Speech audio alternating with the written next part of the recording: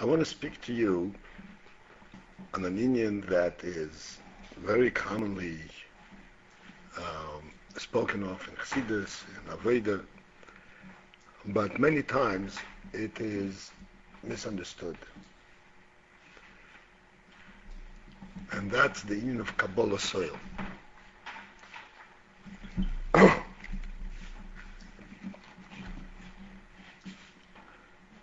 We have spoken already in the past several weeks about various inyonim, and primarily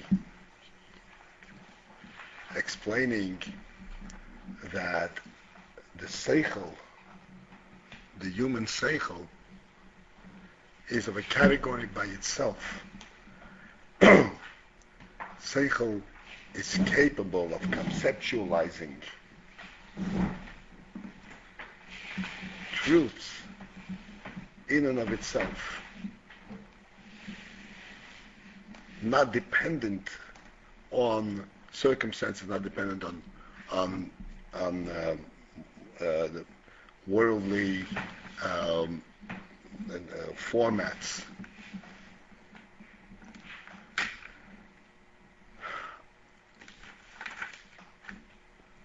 The Indian for Kabolass soil seems to be a very simple Indian.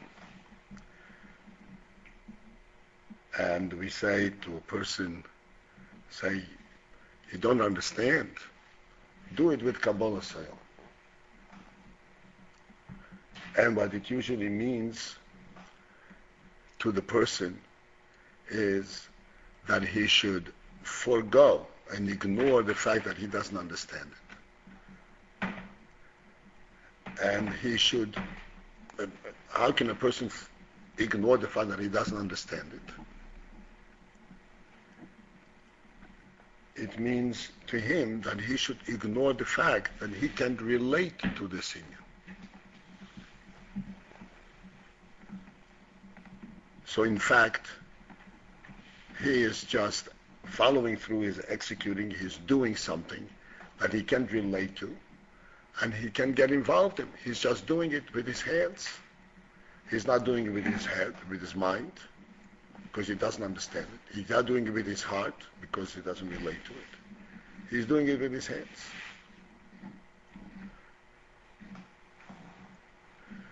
And when he begins to think in terms of what is to distinguish, what is the difference between him doing it and lahavdil, an animal doing? Is there a difference? The animal too, you harness to a lion, and you give it a smite, and you tell him to walk, and he walks. Doesn't know where it's walking and why it's walking. It's just walking because it's being forced to walk.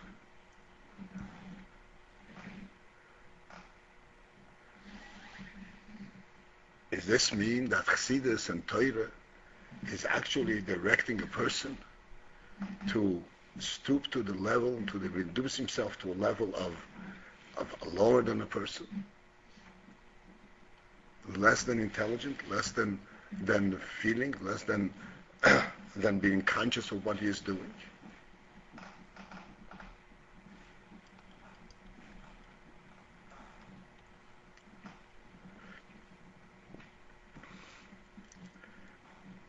So I want to discuss this Indian and put it in perspective. The truth is that Kabolass soil really should never be thought of just the words Kabolass soil. The real phrase is Kabolass soil Malchus Shamayim. When you say Kabolass soil Malchus Shamayim, it means you accepting the yoke, but not accepting the yoke just like you put a yoke on an animal. It doesn't know who is putting the yoke on it. He's accepting the yoke of Malchus Shamayim, of a kingly, of a heavenly kingdom. So if he is accepting the yoke of a heavenly kingdom, how can he not be conscious? How can he not be aware of what's going on? Only a human being is aware that there is a heavenly kingdom. An animal hardly is not aware that there is a heavenly kingdom.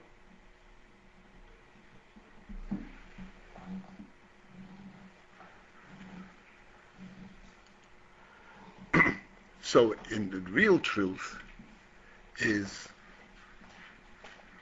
that Kabolass is not only it's the property of a human, that only the human world can realize and recognize Kabolass, but and not the animal world. But even moreover, within the human being, Kabolass, instead of being the lowest, really touches the deepest and the highest quality in the human. And it elevates a person to the highest heights that he can possibly rise to, much greater than he can rise through Seichel and Midas.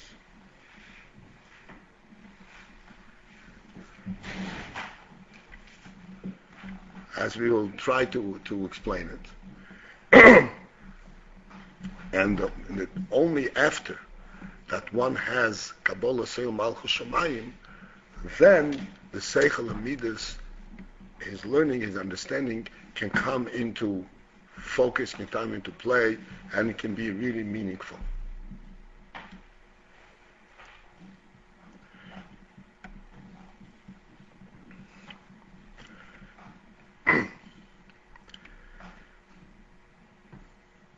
Let us first understand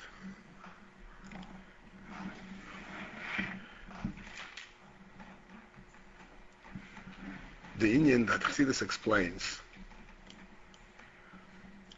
that Torah really existed before Matan Torah. Before the Torah was given in Har Sinai, our Oves already learned Torah. Avram, Yitzchak, Yankov learned Torah. And even before that, Shem and Eber had yeshivas when they learned Torah. Rashi brings down in Chumash that Noach Loma Torah. Because it says in the Chumash, it says that the Rebbe said to him, Behema Tehera and Behema She'ena Tehera. You should distinguish between a clean animal and non-clean animal, so it means that Noach knew to distinguish between them. Lamed and Noach, so Olamad Noach Torah.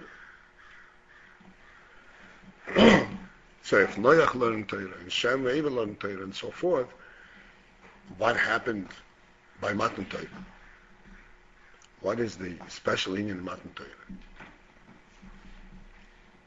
So this is explained in Chassidus. The Gemara speaks about it, but Chassidus elaborates and explains it. The difference is that before Matan Torah, all the Torah that was learned was all based and dependent on the extent of a person's perception, or a person's seichel, to what extent he understood right from wrong. Whereas after Matan Torah, Hashem himself gave us the Torah. And thus the Torah assumed and received a totally different place and totally different meaning.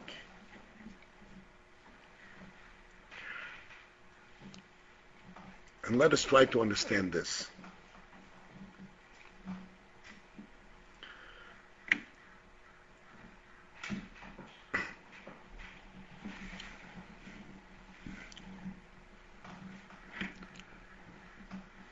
And I want to illustrate the concept in a very simple situation, just so that we can focus in and get the point.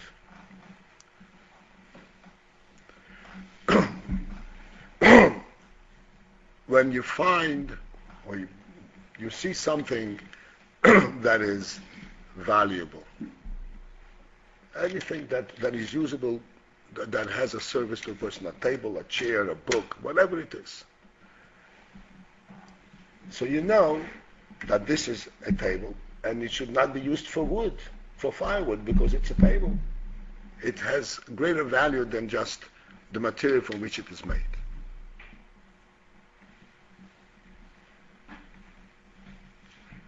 So this you know and understand without relating this table to an owner, just the table on its own. You see that it's a valuable thing.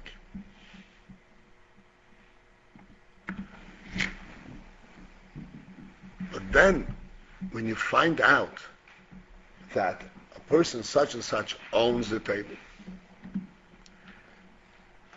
then you have a totally different view, you relate totally differently to it. Because then you relate to the table as being a property of this individual person, rather than just what it can be, what its value is. Let us illustrate this, because it's important that we can relate to the concept. You go into a furniture store, and you see tables and chairs and whatnot. At that moment, these items have their individual value, and in fact, they're just potential value. The table is actually in a state where it can be used as a table, but really it's standing now in a situation where it cannot be used on the table. It's all piled up. But you still can identify its value. When you see the same table in a home environment, then it has you relate to it totally differently, because you see at that time the table itself is now representing not the table, but the person who owns it and how he uses it.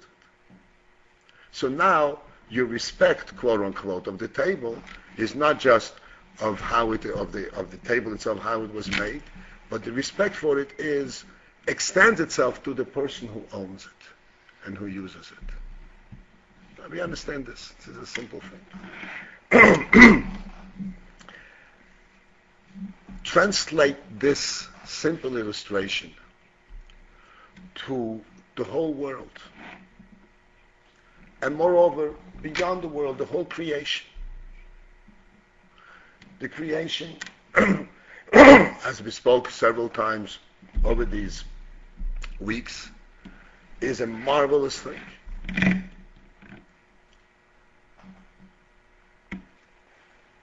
And anyone with a little human seichel can be very deeply and broadly touched by the marvels of the creation. From every respect. From the respect of its beauty, from the respect of its organization, its perfection, and whatever else that a person is able to identify.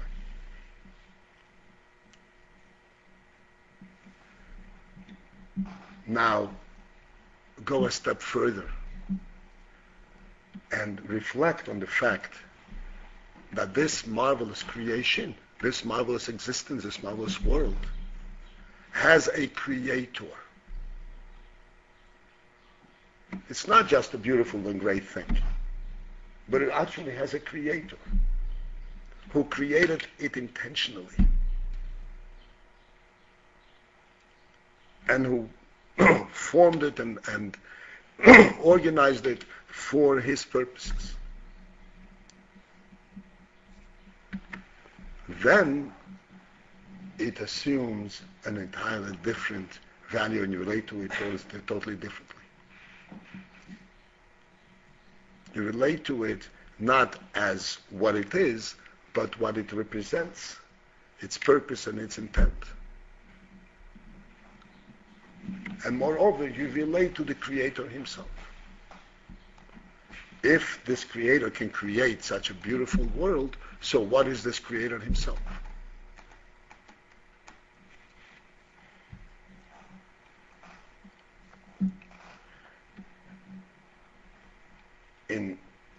In simple terms, this is what occurred at Matan Torah. Before Matan Torah, we learned Torah.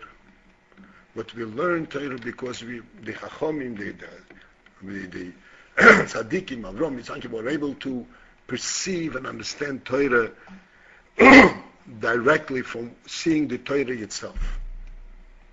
At Matan Torah, something totally new happened. It wasn't just the Torah was taught. As a matter of fact, how much Torah was taught at Matan Torah? Aseres HaDibros. What happened at Matan Torah? The Rebbe said Aseres HaDibros, just the essentials of the Torah, the principles of Torah. And then afterwards there's much more to learn.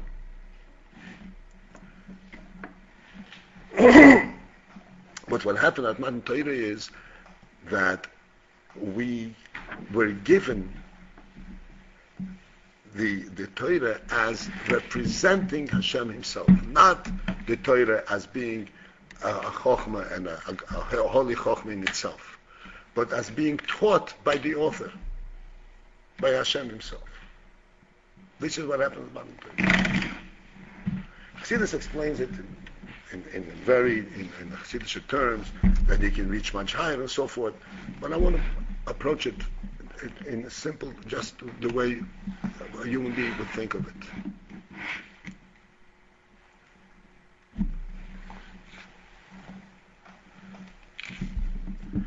This means that at Matan Torah we were given the approach, we were given the privilege of not just relating to the Torah, but relating to the Nois in HaTorah, to the giver of the Torah himself.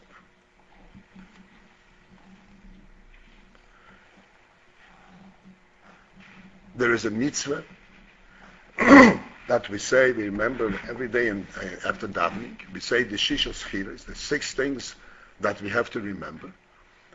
And one of the things that we mention is that we should never forget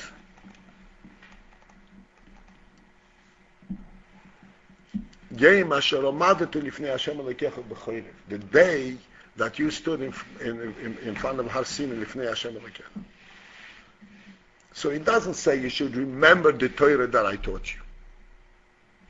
You should remember learning Torah. It says you should just remember that episode, that moment that you stood in front of Hashem.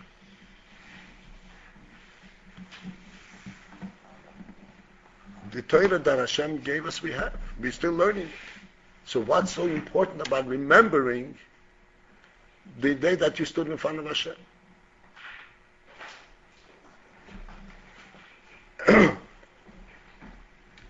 And the explanation is because that's in fact the central point, the central inyan of Matan Torah. That at Matan Torah we don't just have the Torah, we have the Hashem who is giving the Torah. Thus, from then on, all the inyanim that we're learning in Torah, we are learning them not as concepts, Torah concepts, as concepts that we perceive, that we learn from the Torah. But we're learning them as something that Hashem Himself is teaching us, is telling us.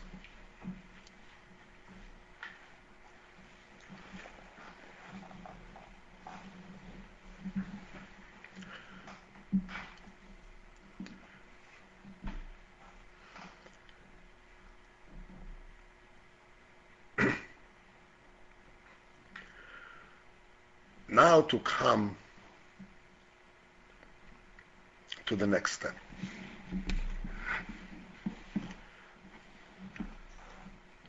The fact is that we live in a physical world. And regardless of how much we understand and what we understand and how our seichel directs us, we still have a difficulty. And what is the difficulty? The difficulty is that we have a conflict between what our seichel tells us and what our own existence, our own yeshus, our own mitzias tells us. It seems an ongoing conflict. And when we are, so to speak, following the seichel, we're submitting to the seichel, oh, this is the right thing to do, and therefore I have to do that which is right. This constitutes an internal struggle, conflict. And no matter how much one pursues it, he's still in conflict, because it goes against his own mitzias. The Seichel says, learn, and he says, but I want to sleep. It goes right against his mitzias. And no matter how much you explain that you will gain more through learning, you will gain through learning, but I want to sleep, my goof wants to sleep. I'm not going to gain sleep from learning.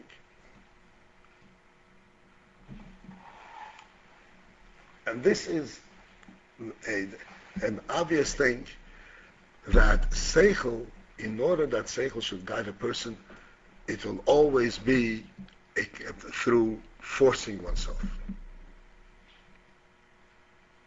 It's always superimposed on the person.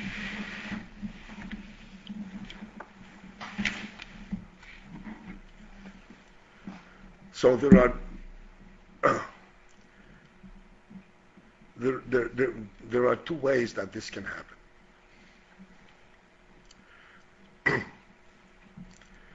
One way, that he tells himself that if he learns, he will make something of himself. He will become a scholar. He will become a recognized person. He will be able to do great things.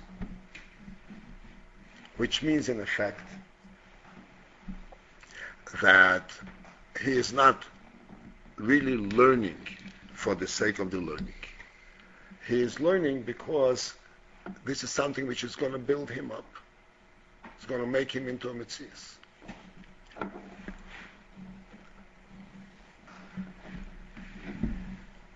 In effect, then, he is not really relating in the Torah to that aspect of Torah that we call Matan Torah. He is learning from the Torah those inyonim that develop his seichel.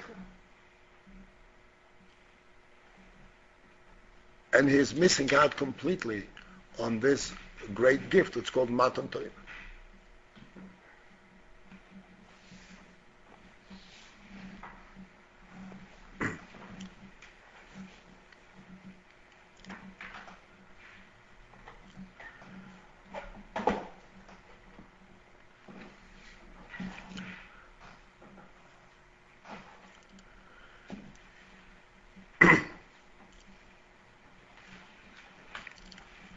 Coming now to the singing of Kabolass.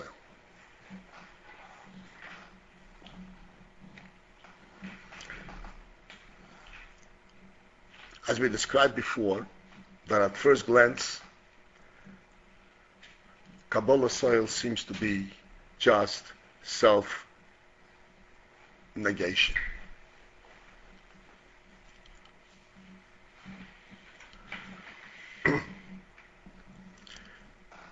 And here's what we have to consider.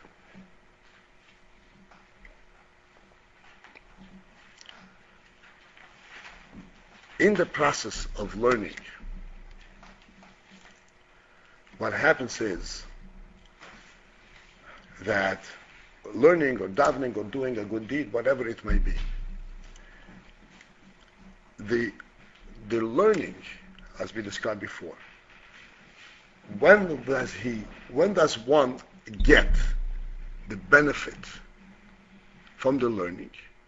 When does one recognize and get to recognize that there is some value to his activity? After he has learned, and after that he got to know it. So in other words, the learning is what builds him. The good deeds is what makes him. Before that, he is a nothing. But if he learns, he becomes a somebody. So the learning is what makes him into an entity. But now consider a different approach, a different view.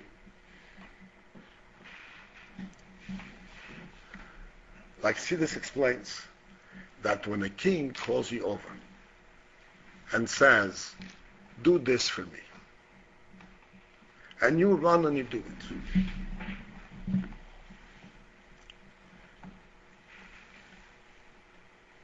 there, the great moment of elation, even from the individual's perspective, the great moment of elation is not that because he has accomplished this which he was told to do, he became a somebody. Just the opposite. The very moment when the king recognized his presence, and the king says to him, do such and such, I want you to do such and such, that itself, already before he did anything, the very fact that there is a relating to him, and he's telling him to do something, that itself already recognizes his mitzvahs, already gives him a place.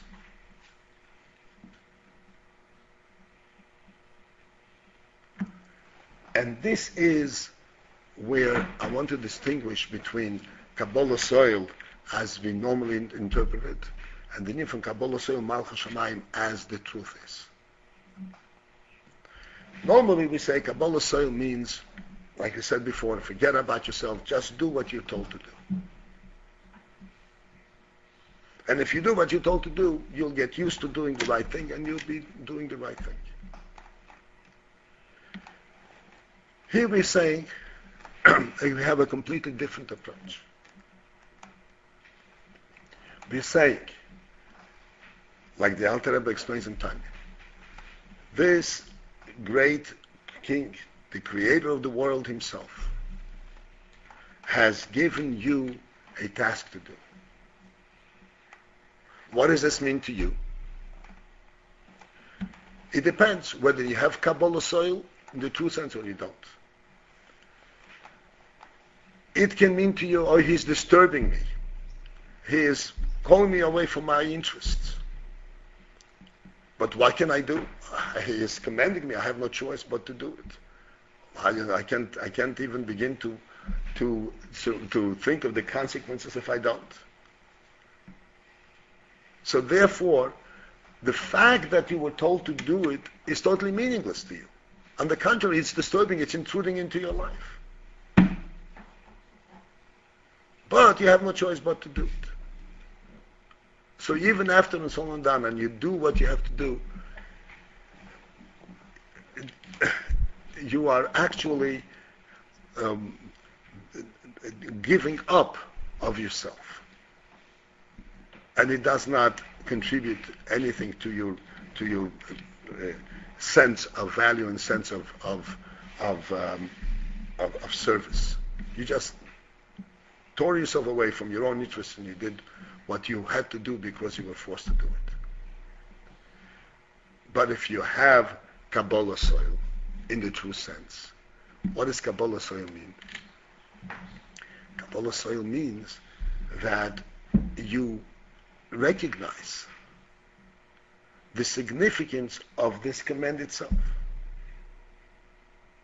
You recognize that this command is not just, like we say, it's just I'm learning on my own that which the Torah says.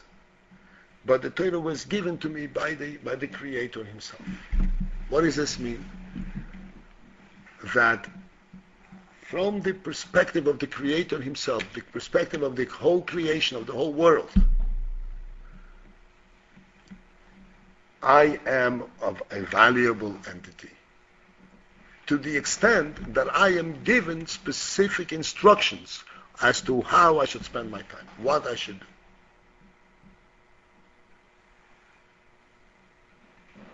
And by whom? By the Creator of the world himself. What does this mean? in a person's life.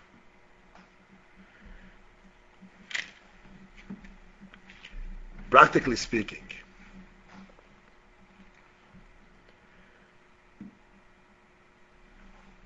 regardless of what one's circumstances are, whether he has a lot of friends or he has a few friends, whether he has a big family or not a big family, whatever the circumstances are,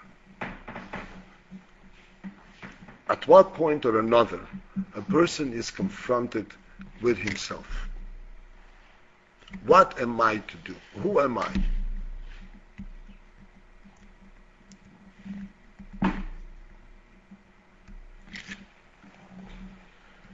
And at that moment,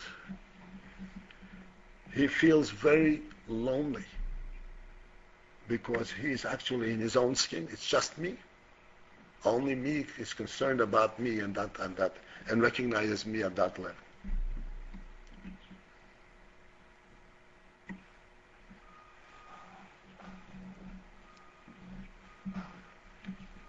And if we expand upon this, because we're all adults and we all know the struggles that we go through.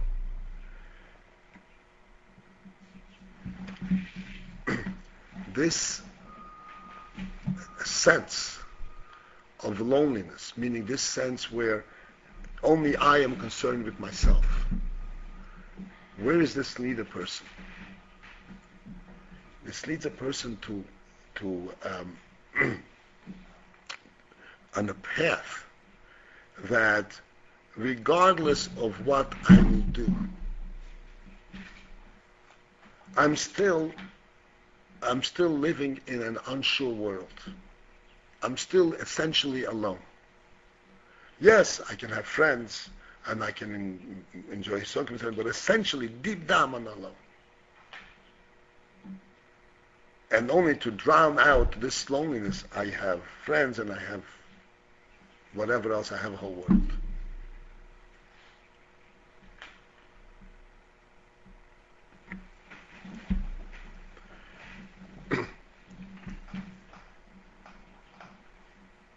But if we turn this to this inyan that we have not explained, this inyan of Kabolass Malchus Shamayim, and reflect on it, we come to recognize that in fact we are never alone.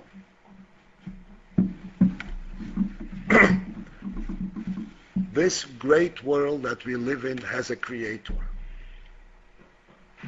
It's not just a world there, a hefker, like furniture store has all kinds of furniture standing. It's a world that was created and that is organized and is meant for us to live in. And that we were directed individually, each individually. We have a direct connect to the Creator. We have a direct gift whenever we learn something. The learning, whenever we learn Torah, it's not that I learn Torah because I pursue it. I'm learning Torah because Hashem is teaching it to me. I'm being given. And thus, I have an entirely different attitude. There's an interesting phenomenon in American life. Just want to broaden this out a little bit.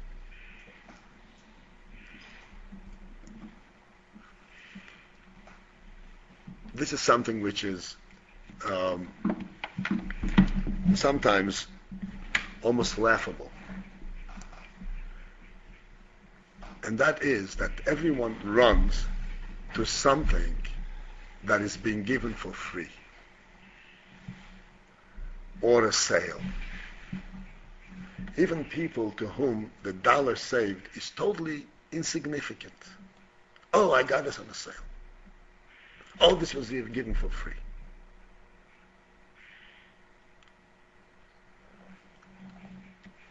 What's in it? Why are people so excited about something being given for free?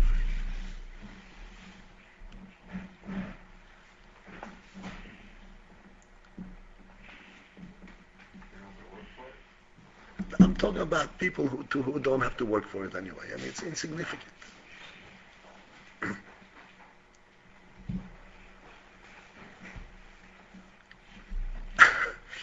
I recall many, many years back, I was standing in a little candy store. And this is going back in the 50s. And this man in front of me, an elderly gentleman, was buying a pack of cigarettes. And in those days, when you bought a pack of cigarettes, you got a book of matches with it. So he got a book of matches in it. And the storekeeper put another book of matches for someone else. So while everybody turned away, he took the other book of matches also. And as he was walking out, his face shone. He really felt accomplished. He got a book of matches for nothing.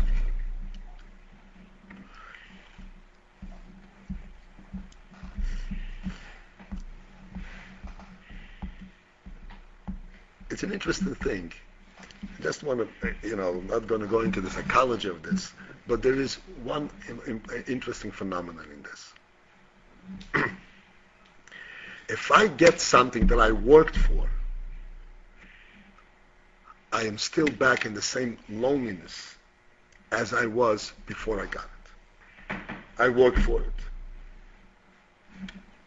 It's like if you make your own breakfast, you don't have the interest of setting up your setting, your plate, your spoons and your forks. You just plop it up and sit down and eat it. If it's being prepared in a group, whatever it is, then it's meaningful to set it up in a setting type of a presentation. Why? Because when you do it for yourself, if you set the setting, it's meaningless. I did it for myself. It doesn't mean anything.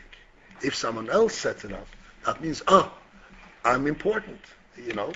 When they present me with my supper, it's presented in a presentable manner. That means that I'm recognized. I have a place in this world. If anything that I just do for myself,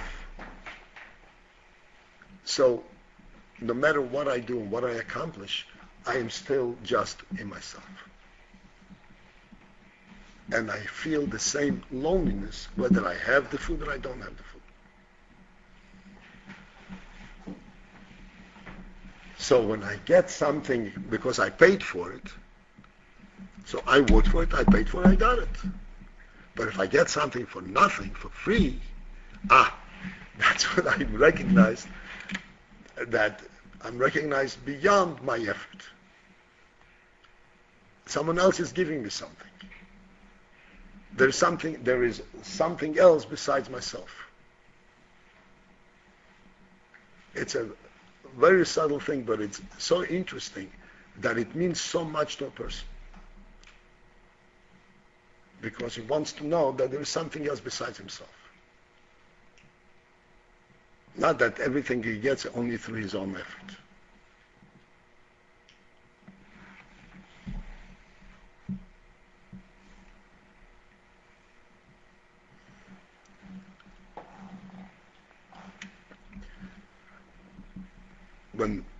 When we learn, then the meaning from Kabolass soil. Kabolass soil is that very profound insight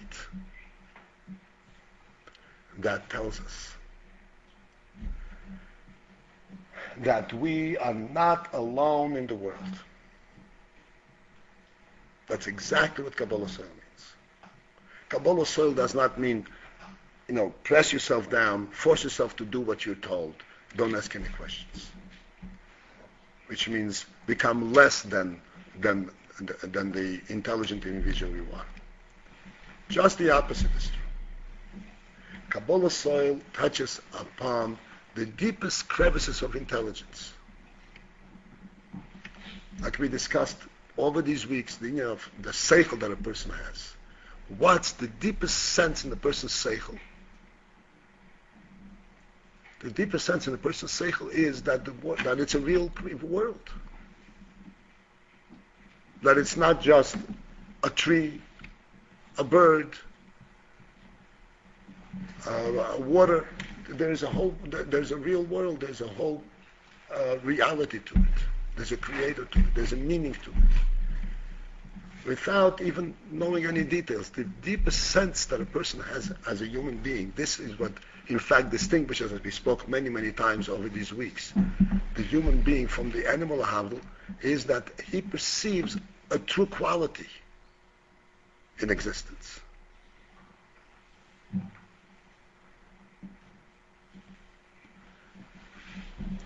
Kabolass soil is built and comes from this deepest and finest sense that a person has.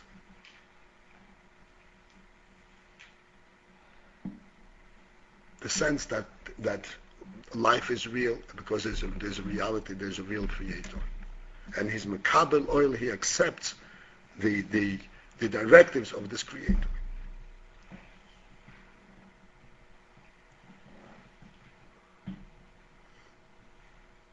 There is this story of the Frierdiker Rebbe. I remember if I mentioned it one time here. I vaguely remember that maybe I mentioned it. The story of the Frierdiker Rebbe when he was a child, walking with his father, with the Rebbe Rashab. They were walking through a garden, and the Rebbe Rashab was explaining to his son, to the Frierdiker Rebbe, who was a child at the time, explaining to him how we should regard everything in the world. And we should recognize that everything in the world is Hashem's creation. Nothing is for naught, nothing is accidental, nothing is just there by itself. Everything represents a creation from Hashem, and represents Hashem's will that it should be.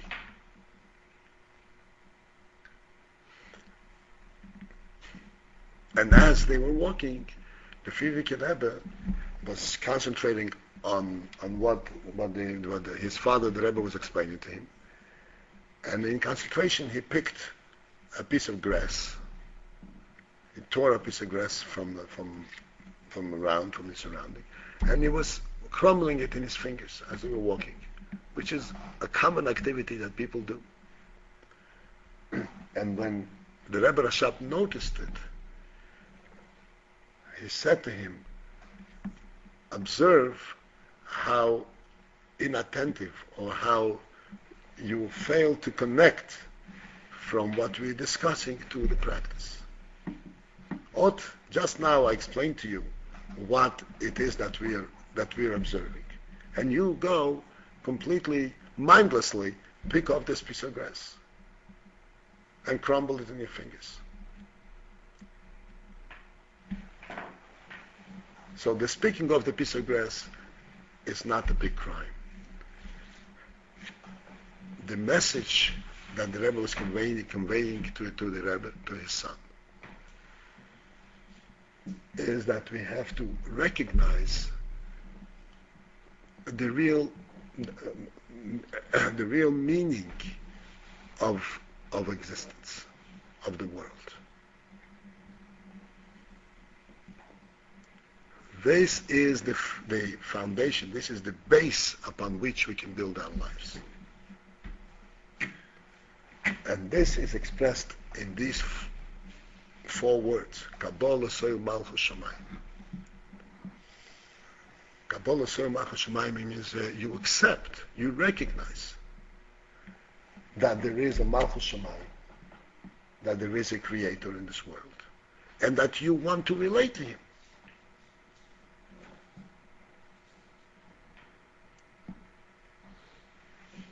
This is far from saying I'm giving up my intelligence. As a matter of fact, this is as I said, the most profound aspect of our intelligence. Everything else that we understand through a worldly process. As I explained in these weeks, that the real power of our intelligence is to see something as being true, a seichelic truth, rather than an experimental and a worldly truth. this is true exclusively to the human seichel. There is no way you can explain it to an animal. To an animal,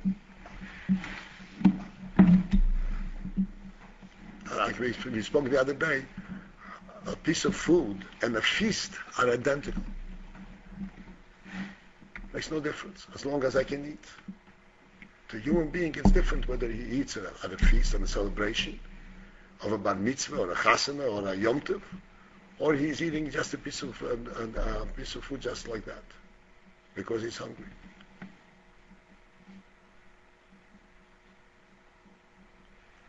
And this perception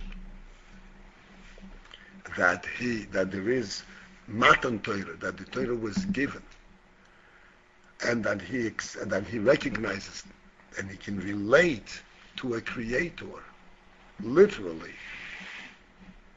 is the deepest perception there is in the person.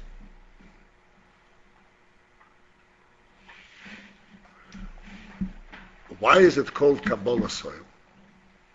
Why is it a yoke if a person really perceives it? Why is it called a yoke? And the answer for that is that, as we said all along, in a person there is the seichel aleki and the seichel abahami. A person is not exclusively a human being, seichel anushi, seichel aleki. He's not exclusively a seichel, a human seichel, but he also has a behemoth in himself. And the behemoth really doesn't understand it. And this is where the inyan of Kabolass comes in. That in order for us as a whole, which incorporates both the mind, the seichel, and incorporates also the nefesh habahamis, our behemoth, in order for us in totality to relate to the truth of the world, to relate to Hashem, we need to employ Kabolass, which means we tell our behemoth, look, you don't really understand it, but understand what I'm telling you. You don't really understand because you cannot understand this inyan.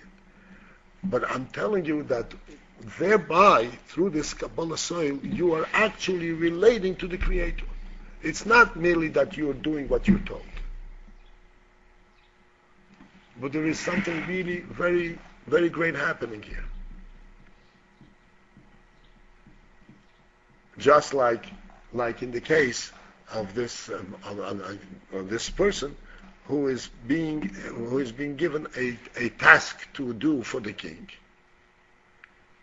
So there, the very fact that he's being given the task is more valuable to him than the task itself, than the reward he gets for it, because he's being recognized as a presence.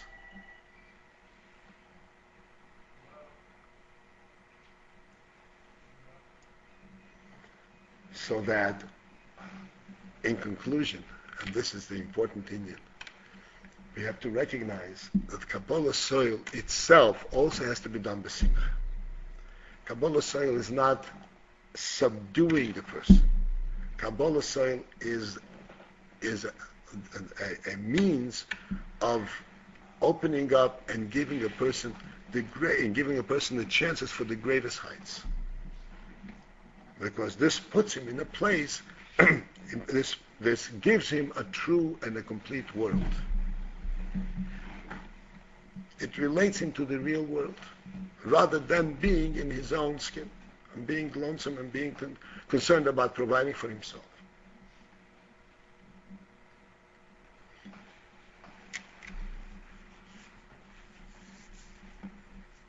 This is the point which I wanted to explain, as briefly as it is. If anyone has any questions that you would like on this, I would entertain them right now. I have a few more minutes left. In the beginning you start off by saying that, the saying is not Kabolass but Kabolass Malchus Shemayim. From what I understood, the first aim was to say that the concept of whose oil it is something that already puts it above the concept of denigration and putting yourself below seichel and Yes, but it's not just that. It's not just that. This is where distinguished between the human quality and the animal quality. The animal doesn't care that there is somebody putting the oil. But the Rebbe Rashab brings a pasuk. I mean, I just learned. I think it's from Yeshaya. But let me just finish this. Let me finish. The animal doesn't care not just who is the one who put, but that there is somebody putting the oil. It only just it is in a state, in a harness state. It's still into itself. It's in a harness state. A human being has seichel, and therefore his seichel also has to be involved. So his seichel is involved in the Kabolass, because he recognizes as to who is the one that is putting the yoke on it. Not so much as to who the greatness of the one who put, but that there is somebody putting the yoke. So he recognizes that there is a true yoke. It's not just he is limiting himself to to following a certain path. Yeah. Okay. Now where's the kasha of Rebbe Rashab? The Rebbe Rashab brings a pasuk. Kishoy oil. Huh? Kishoy oil. Chachamei lamasa. Yeah. No. What do you say? The short. Yeah. The bull. The cow knows. The cow knows. Yeah. And what's the end of the pasuk? But my people don't know. Which first off, so it does seem to say that the donkey knows there's a master, and also it compares the Yidden to say in the same regard that the donkey knows that there is a master, but my people don't know. That's right. You see, what is this pasuk actually saying? This pasuk is saying it like this, and what the Rebbe Rashab is bringing down. A shoyer knows its master intuitively, not because he recognizes the significance of the master, but he knows when the master comes in, he knows to obey. It's interesting. This is in general in the domesticated animal world. You go in, people buy pets. The minute they bought this pet, the pet knows that it belongs to this house. But this is simply because he knows who gives him feed and who is taking care of him, and who is going to give him a hit in the head if he doesn't obey. It isn't a relationship to the master. But Yisrael lo yoda, ami lo hizbaina. And that's the pasuk. Yisrael lo yoda, ami lo hizbaina. What does this mean? This means precisely the following.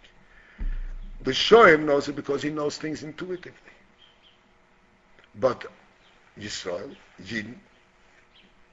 Yidden particularly, they're intelligent people. They don't know things intuitively. They know things intelligently.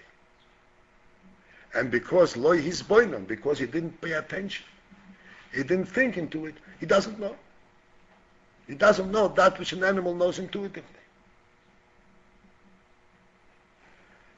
In other words, the Gemara says that there is Eidus Chukim and Mishpatim. And what is Mishpatim? Mishpatim are such laws that we would know on our own, with Apiseichel. Is that really true? That every person follows Mishpatim without being taught? It's a natural thing, right? Don't steal, don't rob, don't lie. Is that intuitive, that we don't steal, we don't lie? It's not intuitive at all. If you think, you become. If you think into it and you want to be a human being, you will. And you understand. But because we're human beings, that's why we have to employ the intelligence, and we have to think about it. It doesn't come naturally. And we have to be misguided. And what we're explaining now is that Kabolass oil also needs his boinons, because it's a real intelligent thing. It's not just putting a yoke on a person just like you put a yoke on a behemoth.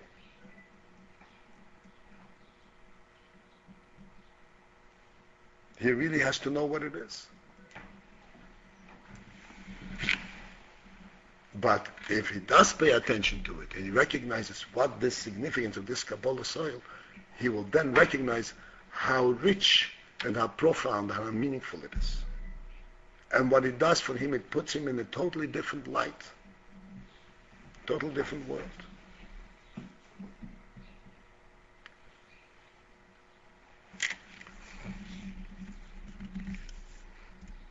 Okay. Be well. Have a good evening.